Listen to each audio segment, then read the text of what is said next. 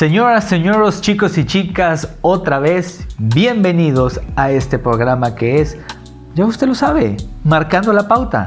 Este programa sensacional donde todas las opiniones son a título personal. Gracias por estar nuevamente con nosotros en este nuevo programa. Gracias a todos los amigos que han estado siguiéndonos por nuestras redes sociales, que se están suscribiendo a nuestro canal de YouTube. Por favor, no olviden a todos los que nos están viendo, pues seguirnos y activar la campana para las notificaciones y puedan estar al pendiente de las próximas entregas, los próximos episodios de Marcando la Pauta. Hoy es un día especial, es un día en el que el programa de Marcando la Pauta lo hemos hecho gracias a la tecnología. Y es que, pues como todos ustedes saben, en estos tiempos de emergencia, de contingencia, no podemos salir de casa. El mandato es quédate en casa. Por lo tanto, hemos hecho posible esta mesa de análisis del día de hoy en Marcando la Pauta gracias a las diversas herramientas que tenemos a nuestro alcance. Y pues hemos tenido una plática, una charla muy interesante. Y si en este video estoy platicando con ustedes es porque esa charla acaba de terminar. Y pues vamos a ver qué tal nos fue. Pues qué tal amigos, ¿cómo están? Aquí les voy a saludar nuevamente. Estoy con invitados de lujo en esta tarde y vamos a tener un programa pues muy especial. Pues afortunadamente las herramientas tecnológicas que tenemos a nuestra disposición en estos tiempos pues nos dan la oportunidad de poder hacer esto. Todos estamos pues resguardados y cumpliendo con las disposiciones de la cuarentena, todos estamos en nuestras casas, pero eso no nos impide que podamos seguir analizando y pues platicando estos temas que son muy importantes y que queremos compartirlos con todos ustedes. Y esta es una edición más de la mesa, y no es la mesa que más aplaude, sino es la mesa que más analiza los temas de actualidad. Y les doy la bienvenida y presento a los amigos que me acompañan esta tarde, a Axel Lainez, abogado y amigo de este espacio, y también a Luis Daniel Benavides, amigo también de Marcando la Pauta, ya ha estado con nosotros y es panelista preferente de la mesa que más analiza. ¿Cómo están, compañeros? Buenas tardes, Ramón. ¿Cómo estás? ¿Todo bien? Ya encerrado en casa. Como debe de ser. Muy buenas tardes, Ramón, Axel. Un gusto estar otra vez aquí en comunicación con ustedes, encerraditos, cumpliendo la medida preventiva. Ya no sé qué fecha estamos, pero seguimos encerrados. Pero bien. Ya perdimos la cuenta. Saludos.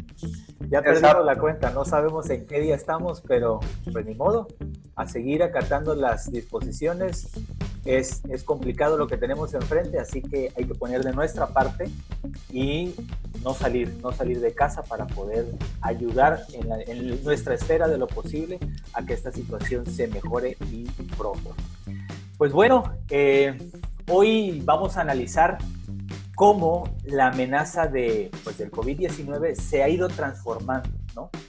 Primero se nos presentó como un reto pues monumental en materia de salud, lo sabemos todos, pero ahora también se torna en un problemón en materia económica. Y es que seguramente después este tema va a tener repercusiones en otros ámbitos, y eso es lo interesante de analizar. Seguramente fiscales, seguramente en aspectos sociales e incluso hasta emocionales. Es muy posible que ya empecemos a estar sintiendo pues cosas como ansiedad, depresión, y seguramente el encierro habrá de estar pues impactando a más de uno, ¿no? Por eso creo que esta amenaza en general va a trastocar todos los ámbitos de nuestra vida, no solo la cuestión de salud, y lo estamos viviendo ya. Debemos recordar que todo comienza con el anuncio del presidente de su plan económico del día domingo, del 5 de abril. No sé si tuvieron la oportunidad de estar pendiente de él. El presidente anunció las medidas que cree convenientes para hacerle frente a esa crisis del COVID. Dijo que no va a aumentar impuestos, eso lo ha sostenido y hasta el momento lo ha cumplido, que no se van a decretar gasolinazos, el tema de la gasolina es un tema particular. Hay que decirlo que en la actualidad el gobierno técnicamente no está determinando el precio de la gasolina, pero bueno, ese es otro tema. Mencionó también que se va a recurrir a utilizar los ahorros del Fondo de Estabilización de Ingresos Presupuestarios, un fondo que ha sido durante el año que terminó y este año que transcurre ha sido afectado importantemente. Las reservas de este fondo se están acabando. Hay que recordar, amigos, que las medidas que anunció el gobierno federal, pues algunas ya se habían mencionado con anterioridad. Mencionó que se iban a crear 2 millones de nuevos empleos, pero no dijo exactamente cómo se iba a lograr eso. Se mencionó también que se adicionaría recurso a Pemex, cerca de 65,000 millones de pesos, más dinero a Pemex, y es complicado analizar y darle la lectura a esa medida, puesto que Pemex pues ahorita no ha estado en sus mejores rendimientos y en su etapa más productiva. Se dijo también que se van a bajar los sueldos de altos funcionarios públicos y que se eliminarán los aguinaldos. Más adelante tendremos al abogado explicando esa parte. Y pues bueno, los programas sociales que son... Y yo lo comenté en una columna el pasado lunes, es una opinión muy personal, que el presidente está basando la estrategia de su plan de reactivación económica en prestar y regalar dinero. Mencionó que para trabajadores del ISSSTE hay 35,000 millones de pesos para créditos personales. ¿Quién va a querer solicitar un crédito ahora personal o de vivienda? ¿Quién va a querer contratar deuda con esta situación económica tan complicada que se nos viene? Entonces hay que recordar que tenemos un precedente a esta situación, y es la declaratoria que hace el gobierno, la declaratoria de emergencia, el estado de emergencia sanitaria nacional por causa de fuerza mayor, que no es lo mismo que una contingencia sanitaria, y eso también lo vamos a analizar. Simplemente les estoy planteando el contexto, el antecedente para el punto al que queremos llegar, ¿no? Entonces, yo empezaría esta plática, compañeros, haciéndoles una pregunta. Laboralmente, con esta declaratoria de estado de emergencia que ha hecho el gobierno federal, ¿cuáles serían las implicaciones laboralmente hablando para los empresarios?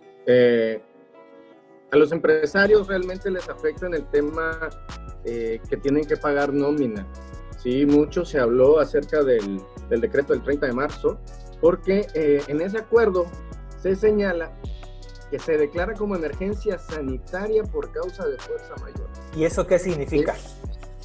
Bueno, significa lo que está pasando en estos momentos, ¿no? Hay una circunstancia que puede afectar la salud de los mexicanos y por la cual a través de este decreto presidencial se emite un consejo en el que se empiezan a tomar decisiones que pueden afectar la vida de cada uno de los mexicanos como lo estamos viviendo, ¿sí? Se ordenó el confinamiento, se ordenó que no salgamos más que para circunstancias totalmente esenciales, se está ordenando el cierre de empresas no esenciales y además, pues por consiguiente, viene una afectación o ya se generó toda una afectación por concepto de qué va a pasar con los salarios de los empleados. Pero al respecto, y para ser más específicos, la Ley Federal del Trabajo, Ramón, señala en el artículo 427 que son causas de suspensión temporal de las relaciones de trabajo en una empresa o en un establecimiento, y me voy directamente a la fracción 7, que es la fracción que nos interesa. La fracción 7 señala que la suspensión de labores o trabajos que declare la autoridad sanitaria competente en los casos de contingencia sanitaria, ¿sí? Y empezamos con el juego de palabras. Es que hay un juego de palabras ahí, ¿no? Y un juego peligroso, diría yo, de palabras. El decreto señala emergencia sanitaria, ¿ok? Entonces, tenemos que al respecto del artículo 427 me dice que es una contingencia y la autoridad está señalando otra cosa totalmente distinta, con el afán de lavarse las manos a mi entender. ¿Para qué? Para no entrar en el supuesto que marca el artículo 429 de la Ley Federal del Trabajo, que señala que en su fracción cuarta, que si se trata del artículo que acabamos de escuchar, el patrón no requerirá la aprobación o autorización del tribunal, se refiere a tribunales laborales, y estará obligado a pagar a sus trabajadores una indemnización equivalente a un día de salario mínima general vigente por cada día que dure la suspensión, sin que pueda exceder de un mes. Todos sabemos que esta suspensión va a durar más de un mes, ¿sí?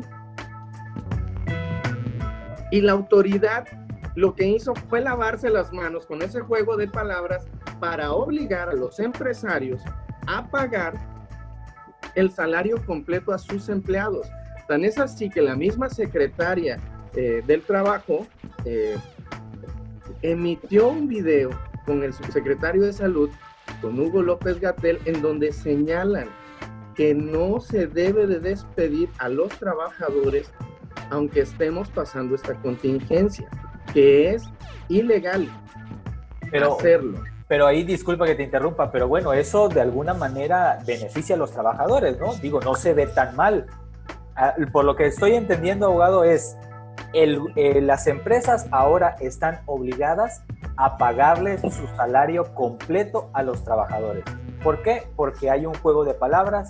El decreto dice emergencia sanitaria y la Ley Federal de Trabajo dice contingencia. Entonces, como no dice lo mismo, entonces los empresarios no pueden solamente pagarles la mitad o no pueden pagarles el salario mínimo, tienen que pagarles completo.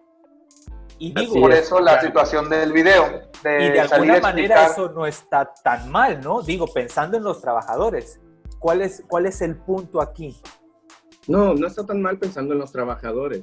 Sin embargo, el tema no es ese. Hay muchas empresas que son responsables, que son solidarias con sus trabajadores, con sus empleados, y han llegado a convenios en los que, como no sabemos cuánto pueda extenderse la duración de esta circunstancia que nos tiene encerrados a todos en nuestros domicilios, puede pasar 2 meses, 3 meses, ¿sí?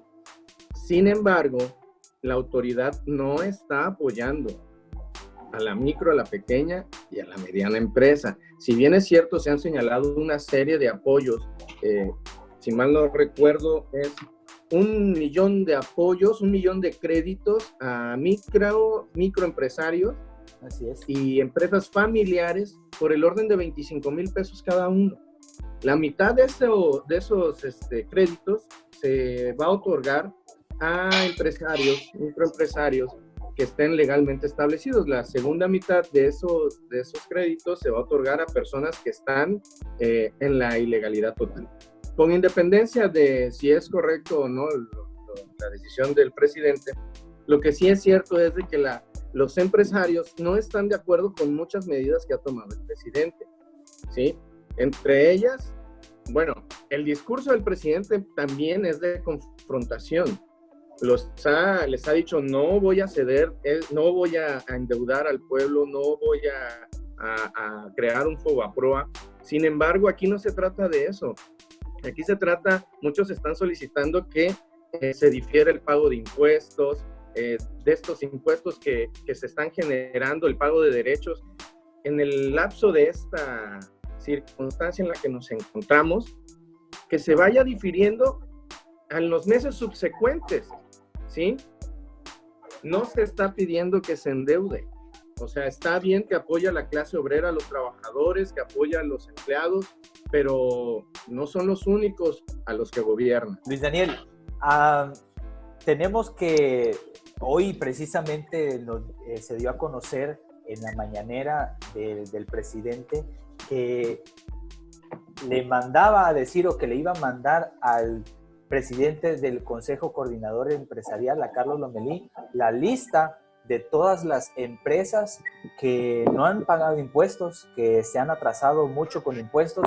Es mucho el dinero que deben. Entonces, yo no soy empresario, no pretendo tomar una postura en pro de los empresarios, pero sí tratar de hacer un análisis objetivo.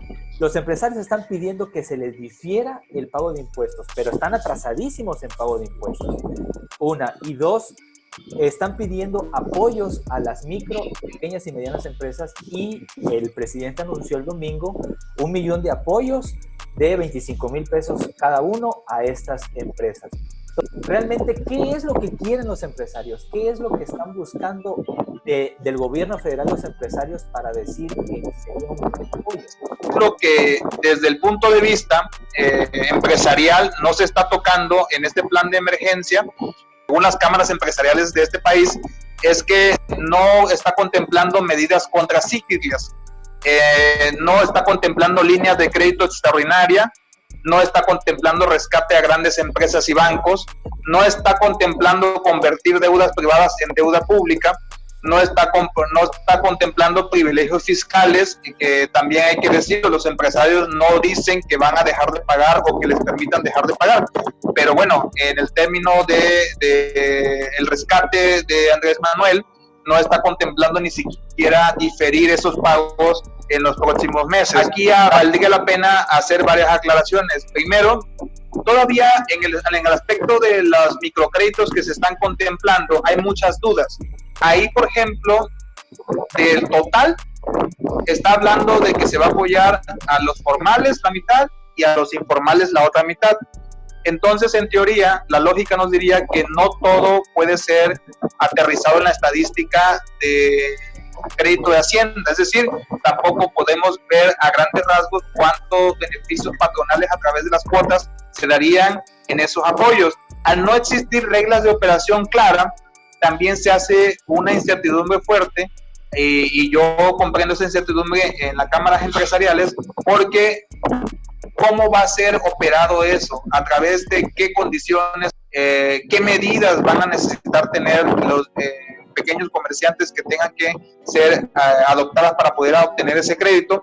Y todas esas preguntas aún no se contestan. Entonces, esos temas son los que el presidente está enarbolando en su plan de rescate económico, y creo yo que también por esas mismas situaciones que estamos platicando a grandes rasgos, genera todavía una incertidumbre mayor a la clase empresarial. ¿Y por qué es una incertidumbre mayor que está simbrando el país?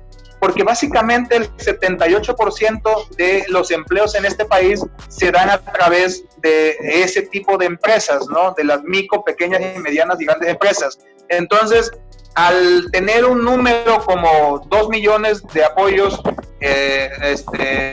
a los más necesitados, 1 millón de trabajos, 2 millones de créditos o 1 millón de créditos, pues obviamente hay todavía un margen muy grande de incertidumbre de lo que va a pasar en este país al respecto de que no se están tomando medidas para apoyar a todas esas empresas que mueven la economía de México, ¿no? Y por darte un ejemplo, el presidente habla de generar nuevos empleos, me parece que 2 millones de nuevos empleos. Al corte de la semana pasada de la Secretaría de Trabajo y Previsión Social, ya llevamos 346,000 desempleados en el país. Están siendo ya catalogados del 13 de marzo que comenzó la caída formal de empleos al 31 de marzo en este proceso de contingencia. Entonces estamos hablando de que se han perdido 346,878 puestos de trabajo. Entonces, si tú restas esos 346,000 a los 2 millones que se pretenden crear, pues entonces ya estamos hablando de que en realidad se van a generar 1.700.000 nuevos empleos, ¿no? Porque estamos hablando que ya hay un déficit de desempleados en este momento. Y bueno, todo eso se está generando en la medida de la incertidumbre al no haber una proyección del parte del gobierno para el rescate a los empresarios, ¿no? Que básicamente es lo que estamos hablando. Pero en general yo creo que a partir de esto es que se está moviendo la agenda pública de este país, y que hoy, más que nunca, los empresarios tienen el gran miedo de caer en una crisis que no se puedan recuperar y que por consecuencia generen desempleo mayor en este país. Y si quieres, más adelante vamos a ir abundando cada uno de los puntos que habla la Coparmex, el Consejo Coordinador Empresarial, para que podamos ver qué es lo que están pidiendo ellos al respecto de lo que no mencionó el presidente y que ya también hay que decirlo y quedó claro en la conferencia del lunes y creo que todavía ayer la conferencia de ayer mañanera lo mencionó. No hay otro plan del gobierno, es el que ya anunció el domingo el presidente y con eso se va. El presidente menciona que se bajarán los sueldos de funcionarios de alto nivel y que los aguinaldos van a desaparecer.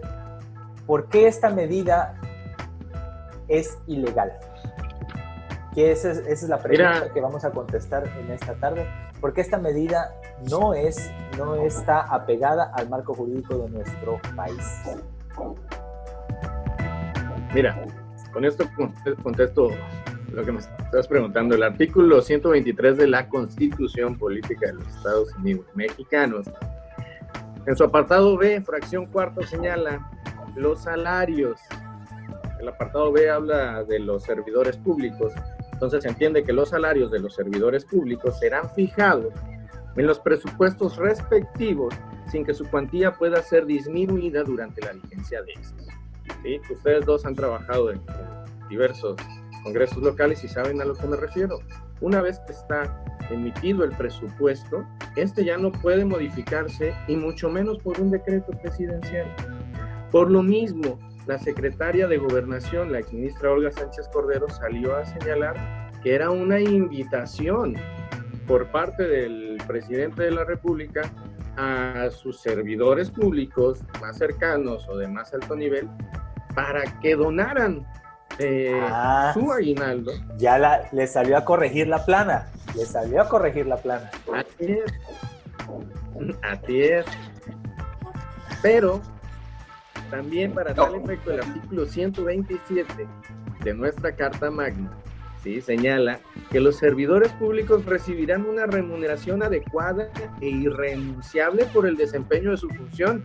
Y en la fracción primera señala: se considera remuneración o retribución toda percepción en efectivo o en especie, incluyendo el aguinaldo.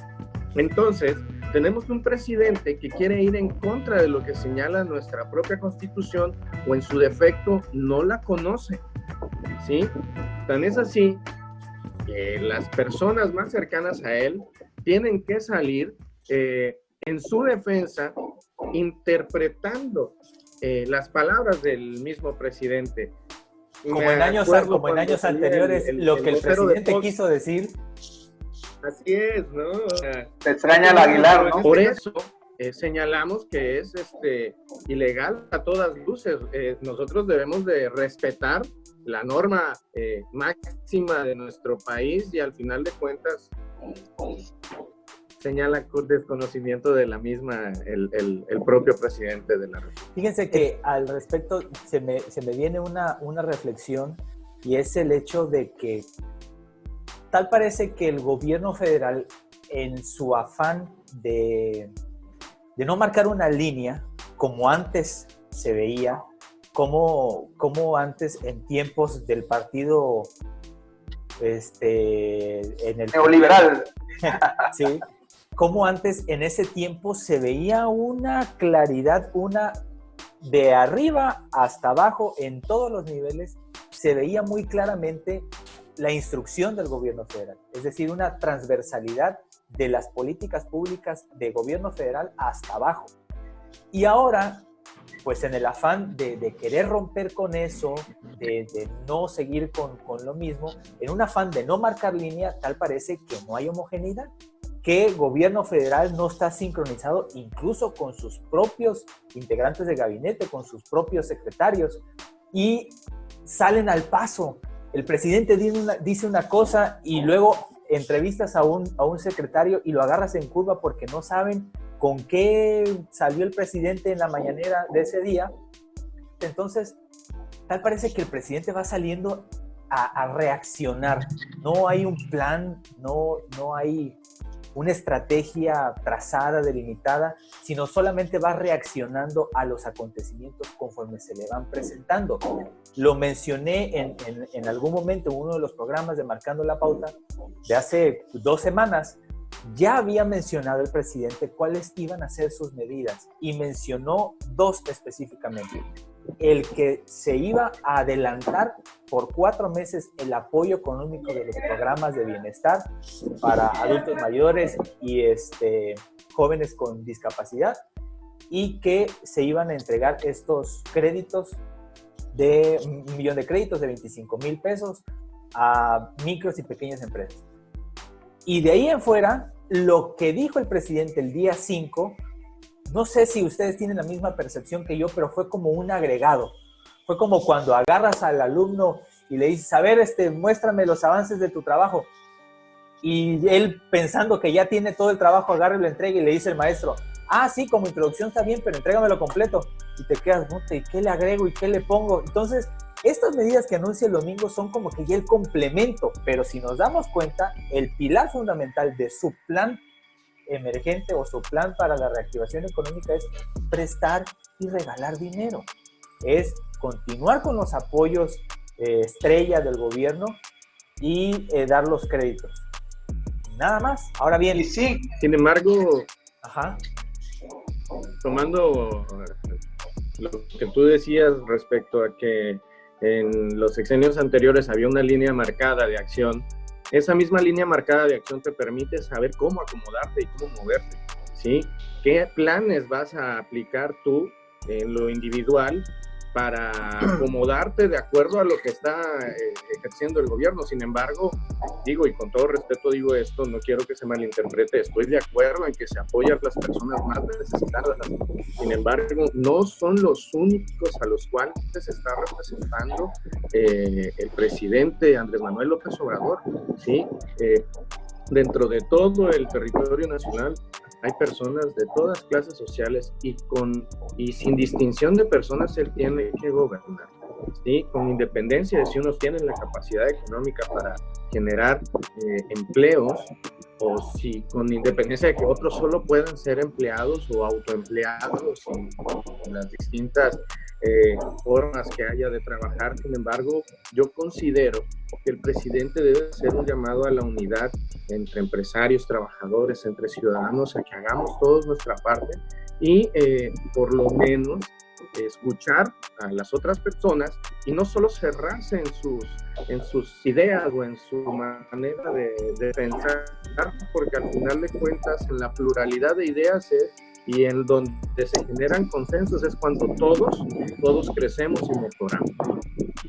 Quiero pensar que... A ver, y eso está muy valioso, comentarle, Ramón, para hacer un poquito más, entrar en esa materia que dice el licenciado Axel, porque efectivamente los más pobres siempre vamos a estar, la mayoría de la gente siempre va a estar a favor de que los más pobres sean beneficiados, pero también hay que recordar que el motor de este país no solamente se refiere a quienes tienen posibilidad económica, porque sus negocios así se lo permiten, de crear mayores empleos, porque tienen capital, sino también este país se mueve por personas que hacen el esfuerzo y que no tienen el capital o no obtuvieron el capital tan fácilmente, sino fue a través de un crédito, a través de un préstamo, y que a través de eso se generó empresas, se generó empleos, y que hoy esas personas están siendo las más vulnerables. Yo creo que eso que dice el licenciado Axel es importantísimo. El presidente no gobierna solamente a esa cantidad de personas que dice que va a apoyar, sino el presidente gobierna a todos los mexicanos, y la ausencia de propuestas es la que ha hecho muy, muy, muy fuerte la incertidumbre de que qué va a pasar con todas esas demás personas que mueven la economía de este país. Si me permiten, para hacer un poquito más específico lo que están solicitando, la Coparmex emitió un pronunciamiento al respecto en donde le está pidiendo al gobierno federal que el empleador y el trabajador junto al gobierno hagan una gran alianza y se puedan hacer o emitir planes o acciones que los beneficien, ¿no? Que tanto el empleador no se quede sin trabajo, que el empresario pueda diferir ciertos pagos y el gobierno genere incentivos para que puedan soportar todos los demás, ¿no? Y también habla de que necesitan una claridad en la acelerada devolución del impuesto del valor agregado, del IVA, ¿no? y la Coparmex emite que debe ser a no más tardar 20 días a partir de la fecha que se emita esa declaración. Y a través de eso también pide, obviamente, poder diferir los pagos de impuestos del ISR y de las cuotas patronales que obviamente tienen encima. Y aquí entra el debate, ¿no? Porque dicen algunos, eso no va a suceder. Así es, pero entra el debate aquí porque dice el presidente y dicen muchos que conocen que pues ese tema ya no se puede diferir porque es algo que ya pasó y que ya se sufrutó exactamente en el 2019. El INEGI, la encuesta nacional sobre productividad y competitividad, menciona que el 4.2 en México, 4.2 millones de negocios son MIPYMES, micro, pequeña y mediana empresa. Estas empresas, 4.2 millones de negocios representan el 73% de los empleos del país.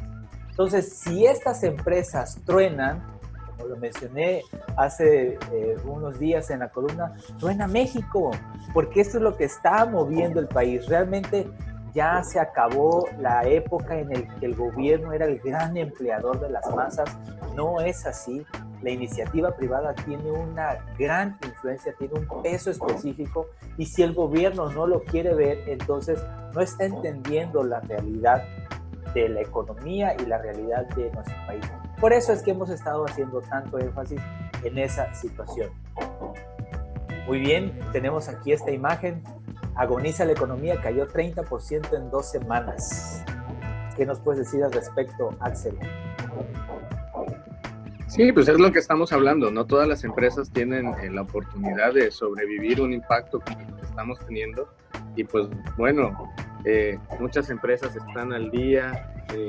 Es lo que te decía, con independencia de cómo se administren o no cada empresa, las circunstancias por las que atraviesan cada una de ellas pues son específicas, ¿no?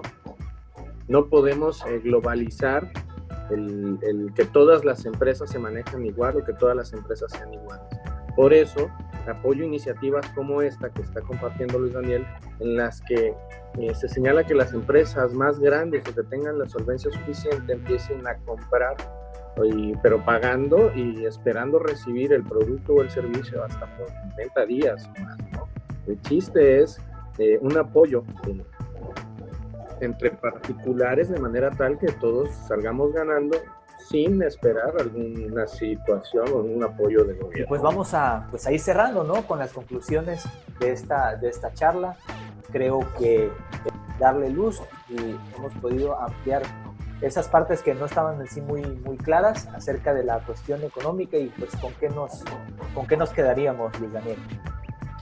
Pues yo, mira, en el tema económico me quedaré con las conclusiones de los pronósticos que se están generando a través de estas circunstancias que no sean en el tema de la inversión privada, en donde se habla, en el caso de la Coparmex, que si de no existir las medidas, ellos hablan de una pérdida del 10% del Producto Interno Bruto, asemejándose en un escenario muy catastrófico. Y también habla de que a partir de esta situación del COVID y a la ausencia de esas propuestas, la Coparmex le dice al gobierno que además de ese déficit que tendrían, estarían provocando también una pérdida de aproximadamente 1 millón de empleos formales solamente en el 2020. Más allá del tema financiero, bueno, ¿de dónde partimos en todas estas consecuencias que estamos hablando? Pues todo parte a través de la contingencia del COVID-19, ¿no? De una situación de salud y que evidentemente estamos obviamente siendo vulnerables a nivel mundial todos los seres humanos y que en nuestro país obviamente no estamos exentos de eso. Y aquí vale la pena hacer puntualizaciones específicas. Yo veo que es necesario que se pueda tener una mayor coordinación en los sistemas de salud estatal y federal, porque pareciera que también en esa misma falta de claridad y de mucha incertidumbre que hay en el país, el sector salud está siendo muy vulnerable ante nuestro gobierno, bueno, respecto a nuestro gobierno, ¿no?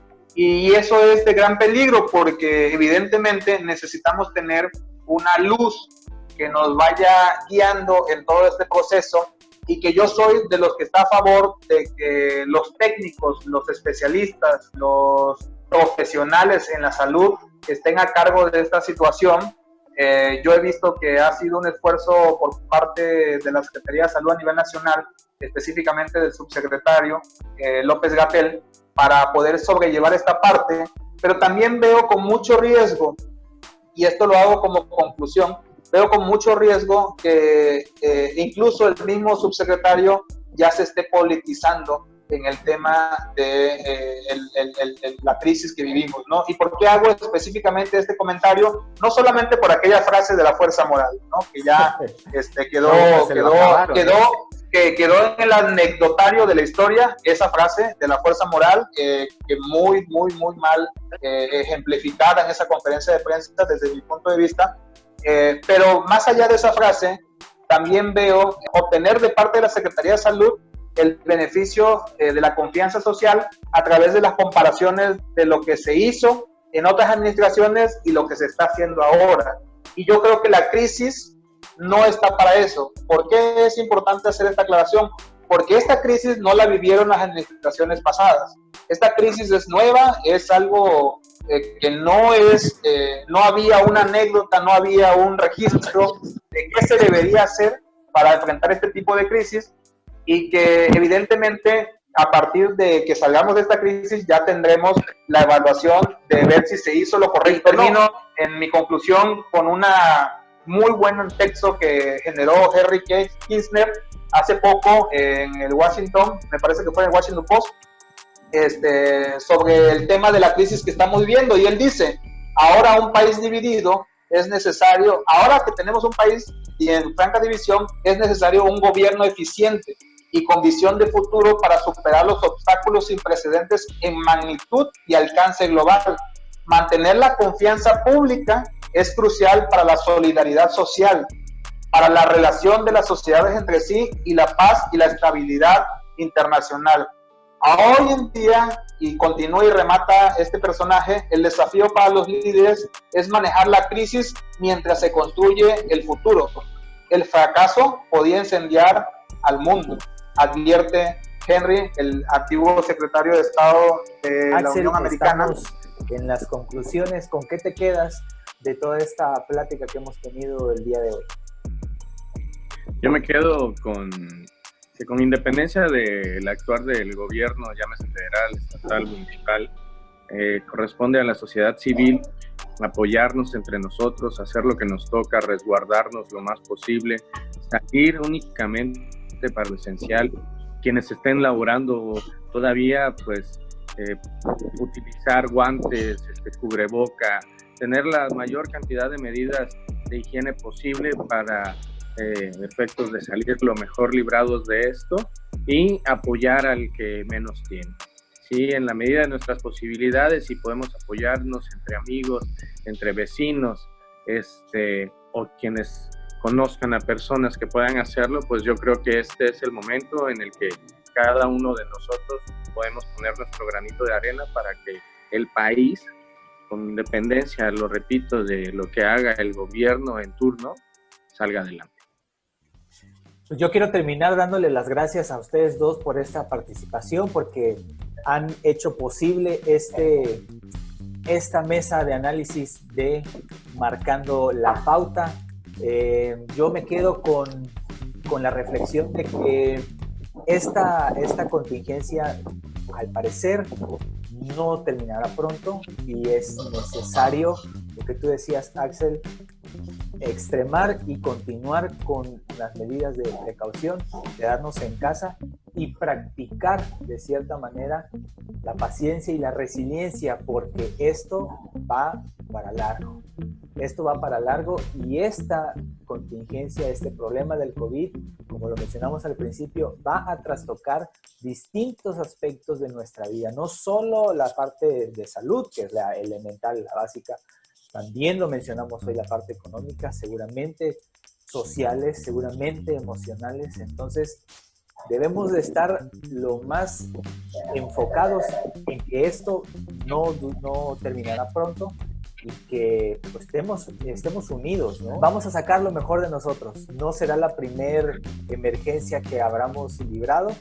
Y pues bueno, hay que echarle para adelante. Así que yo les agradezco que hayan estado aquí con sus valiosas participaciones. Y pues a todos ustedes que nos ven también marcando la pauta, les agradecemos, nos despedimos y esperamos verles y estar en contacto con un nuevo episodio la próxima semana aquí en Marcando la Pauta, este programa sensacional donde todas las opiniones son a título personal. Recuerden seguirnos en nuestras redes sociales, el canal de YouTube. Gracias a todos los que se han suscrito. Activen por favor la campana para que puedan recibir las notificaciones cuando un nuevo video esté en la internet. Saludos a todos y muchas gracias. Hasta pronto. Hasta pronto. Buenas tardes.